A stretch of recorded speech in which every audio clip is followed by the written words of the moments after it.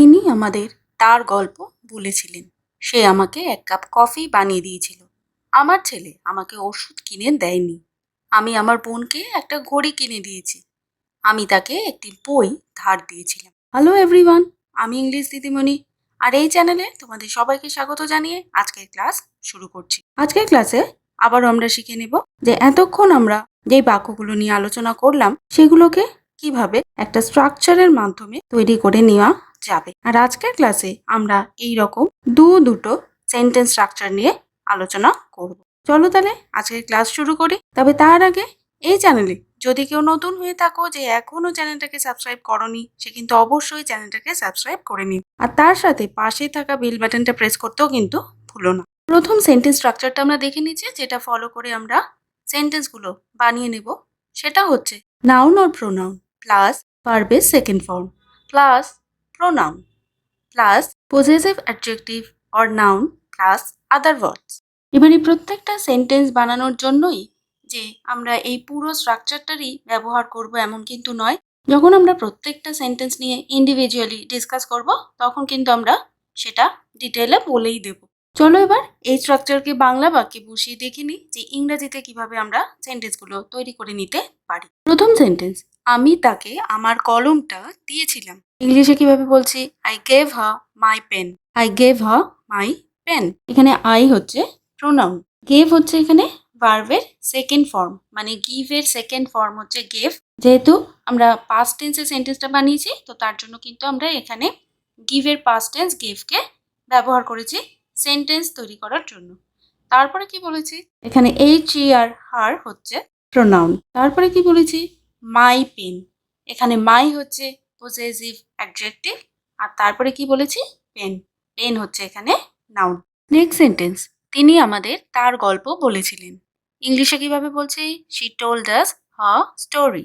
She told us her story. এখানে she হচ্ছে pronoun. তারপরে কি বসিয়েছি আমরা? টোল্ড। টোল্ড হচ্ছে এখানে ভার্ব, টেলের সেকেন্ড ফর্ম বা পাস্ট ফর্ম। তারপরে আমরা কি বসিয়েছি? আস। এখানে আস কিন্তু আবারও প্রোনাউন। তারপরে কি বলেছি? Her story. এখানে হার হচ্ছে পজেসিভ অ্যাডজেক্টিভ। আর তারপরে কি বসিয়েছি আমরা? স্টোরি। স্টোরি হচ্ছে এখানে নাউন। নেক্সট সেন্টেন্স, সে আমাকে এক কাপ কফি বানিয়ে দিয়েছিল। ইংলিশে কিভাবে বলছি? He made me a cup of coffee. He made me a cup of coffee. এখানে হি হচ্ছে প্রোনাউন। মেড হচ্ছে মেকের পাস্ট ফর্ম, তার মানে ভার্বের সেকেন্ড ফর্ম এখানে আমরা বসিয়েছি। তারপরে কি বলছি? মি। মি হচ্ছে আবারও এখানে প্রোনাউন। তো তারপর আমরা কি বলেছি? আ কাপ অফ কফি। এখানে আ কাপ অফ কফিকে আমরা কিন্তু আদার ওয়ার্ডস এর মধ্যে রাখছি। নেক্সট সেন্টেন্স, আমাদের শিক্ষক আমাদের অঙ্কগুলো ব্যাখ্যা করেছিলেন। ইংলিশে কিভাবে বলছি? আর teacher explained us the sums. আর teacher explained us the sums. এখানে আর টিচার, তো এখানে আর কিন্তু হচ্ছে পজেসিভ অ্যাডজেক্টিভ। তারপরে কি বলেছি? টিচার। টিচার হচ্ছে এখানে নাউন। তারপরে কি বলেছি? এক্সপ্লেইনড। এক্সপ্লেইনড হচ্ছে এক্সপ্লেনের পাস্ট ফর্ম। তো এটা এখানে ভার্ব আর ভার্বের সেকেন্ড ফর্ম। যেহেতু পুরো সেন্টেন্সটাই পাস্ট টেন্সে আছে তার জন্য আমরা এক্সপ্লেইন বলেছি। তারপরে কি বলেছি? আস। আস হচ্ছে এখানে প্রোনাউন। আর তারপরে কি? The sums. তার মানে এখানে সামস হচ্ছে নাউন।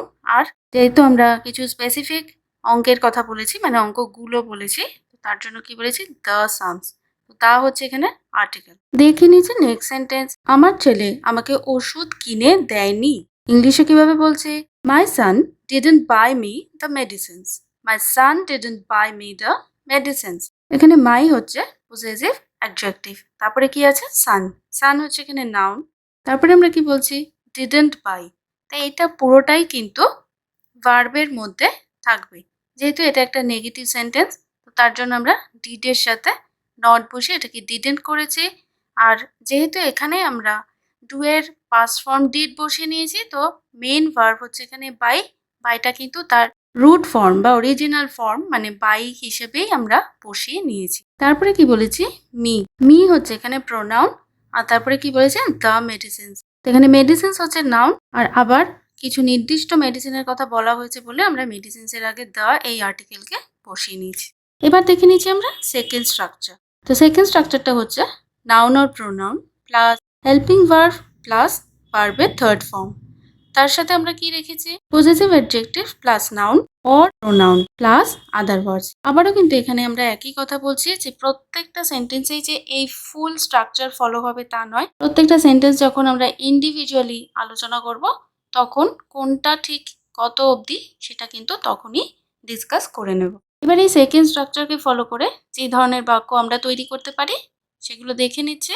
প্রথম সেন্টেন্স হচ্ছে, আমি আমার বোনকে একটা ঘড়ি কিনে দিয়েছি। আমি আমার বোনকে একটা ঘড়ি কিনে দিয়েছি। ইংলিশে কিভাবে বলতে পারি, I have bought my sister a watch.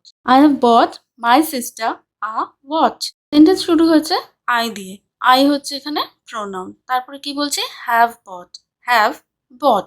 এখানে হ্যাভ হচ্ছে হেল্পিং ভার্ব, তার সাথে ভার্বের থার্ড ফর্ম মানে বট হয়েছে এখানে বাই বট বট, এটা আমরা বসিয়েছি। তারপরে কি বলেছি, মাই সিস্টার। তো এখানে মাই হচ্ছে পজেসিভ অ্যাডজেক্টিভ, সিস্টার নাউন, আর তারপরে কি বলেছি, আ ওয়াচ। তো ওয়াচ হচ্ছে এখানে নাউন, আর যেহেতু এখানে একটা ঘড়ির কথা বলা হয়েছে তো তার জন্য আমরা ওয়াচের আগে এই আর্টিকেলকে বসিয়েছি। নেক্সট সেন্টেন্স, তুমি তোমার মাকে একটা শাড়ি উপহার দিয়েছো। ইংলিশে কিভাবে বলছি, you have gifted your mother a sari. You have gifted your mother a sari. তাহলে এই সেন্টেন্স শুরু হচ্ছে ইউ দিয়ে। ইউ হচ্ছে এখানে প্রোনাউন। তারপরে কি বলেছি, হ্যাভ গিফটেড। হ্যাভ হচ্ছে এখানে হেল্পিং ভার্ব। তারপরে কি বলেছে, গিফটেড। গিফটেড হচ্ছে গিফটের থার্ড ফর্ম মানে ভার্বের থার্ড ফর্ম। তারপরে কি বলেছে, ইয়োর মাদার। তো ইয়োর হচ্ছে এখানে পজেসিভ অ্যাডজেক্টিভ আর মাদার হচ্ছে এখানে নাউন। তারপরে কি বলেছি, আ শাড়ি। তো একইভাবে আগের সেন্টেন্সে আমরা দেখেছি যে শাড়ি হচ্ছে এখানে নাউন আর তার আগে আমরা এই আর্টিকেলকে বসিয়ে নিয়েছি। নেক্সট সেন্টেন্স, তিনি তার ছাত্রদের রসায়নের সূত্র শিখিয়েছেন। ইংলিশে কিভাবে বলছি, he has taught his students the formulas of chemistry. He has taught his students the formulas of chemistry. ইংরেজিতে যখন আমরা ফর্মুলা বলি তো সেই ফর্মুলার দ্বারা কিন্তু ওয়ান ফর্মুলা বোঝায়, তখন আমরা লিখি যে FORMULA ফর্মুলা। আর যদি অনেক ফর্মুলা বোঝায় তখন কিন্তু অ্যাকচুয়ালি সেটাকে ফর্মুলি বলে, বাট কমন ইংলিশে আমরা কিন্তু সেটাকে ফর্মুলাজও বলে থাকি। তো তার জন্যই এই সেন্টেন্স তৈরি করার সময় আমি কিন্তু ফর্মুলাজ এটাই লিখেছি। এবার একটু সেন্টেন্সটাকে আমরা স্ট্রাকচার অনুযায়ী এক্সপ্লেন করে নিচ্ছি। সেন্টেন্স শুরু হয়েছে হি দিয়ে। হি হচ্ছে এখানে প্রোনাউন। তারপরে কি বলেছি, হ্যাজ টট।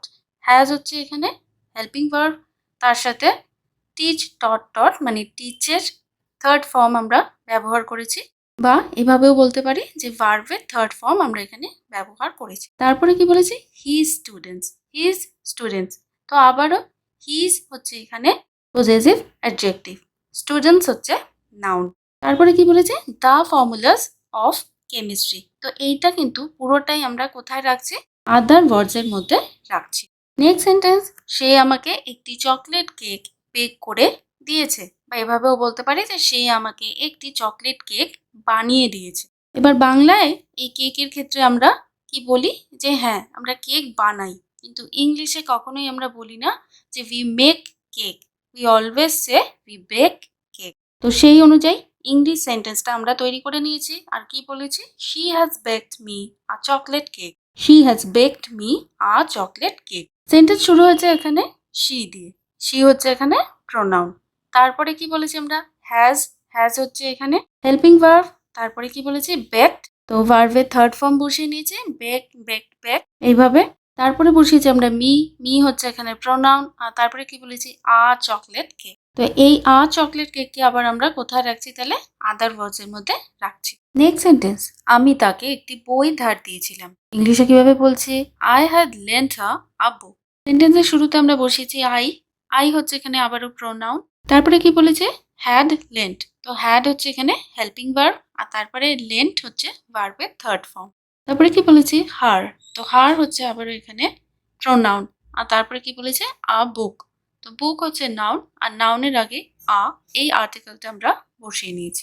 চলে এসেছি আমরা আমাদের আজকের ক্লাসের একদম লাস্ট সেন্টেন্সে, আর এটাই হচ্ছে তোমাদের সকলের জন্য আজকের হোমওয়ার্ক। সেন্টেন্সটা হচ্ছে, আমরা তাকে টাকাটা মিটিয়ে দিয়েছি। ইংরেজিতে কিভাবে এই সেন্টেন্সটাকে বানাতে হবে এবং আজকে যে দুটো স্ট্রাকচার নিয়ে আমরা আলোচনা করলাম তার মধ্যে থেকে কোন স্ট্রাকচারটাকে ফলো করে এই সেন্টেন্সটাকে ইংরেজিতে বানানো যাবে, আর বানানোর পর সেটা কি হবে, এই দুটোই কিন্তু তোমরা আমাকে লিখে জানাবে আজকের কমেন্ট সেকশন। তাহলে দেখা হবে তোমাদের সাথে এরকমই আরও একটা ভিডিওতে, আরও কিছু ইউজফুল কন্টেন্টের সাথে। ততক্ষণ অবধি তোমরা সকলেই ভালো থেকো, সুস্থ থেকো। Stay safe and healthy. Bye bye. Thank you.